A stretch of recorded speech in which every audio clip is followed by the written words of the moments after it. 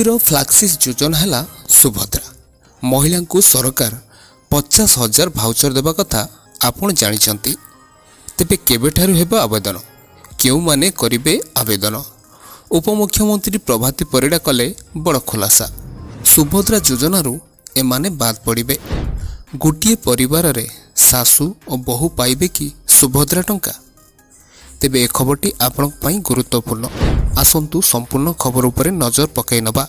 ता पूर्व वीडियो को एबे लाइक करंतु, सब्सक्राइब करि नथिले एबे सब्सक्राइब करि पाखरे थिबा घंटी चिन्ह को मागणा रे दबाई दियंतु।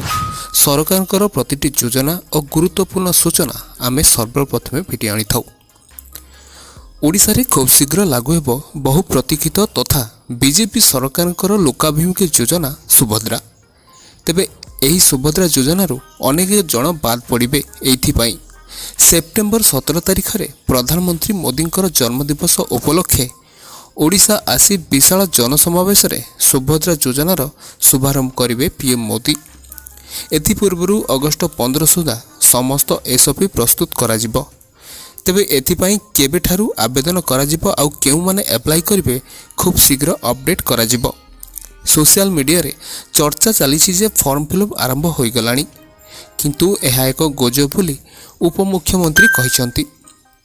एही योजना को नहीं औपचारिक भावे कौनसी विज्ञप्ति प्रकाश करा जाय नहीं।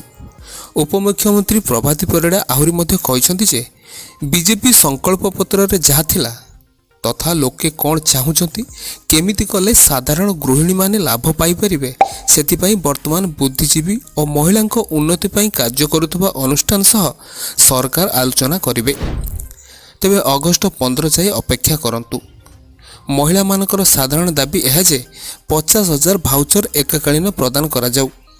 तेबे इनकम सर्टिफिकेट, रेसिडेंट सर्टिफिकेट एमिति अनेक जरूरी दस्तावेज पई महिला माने एबेठारु हैरान न होई सरकारंकर एसओपी आसीबा जाए अपेक्षा करिबा पई निवेदन करछन्ती उपमुख्यमंत्री। तेबे परिवार रे सासू बहु सुभद्रा योजना रे शामिल हेबे कि नहीं? आपण को कहबाकू चाहूछि जे केवल परिवार रो जणे महिला ही एथिरे शामिल होई परिबे। तेबे आपनको मनरे जदि सुभद्रा योजना पई किछि प्रश्न थाए ताले वीडियो रे एबे कमेंट करंतु।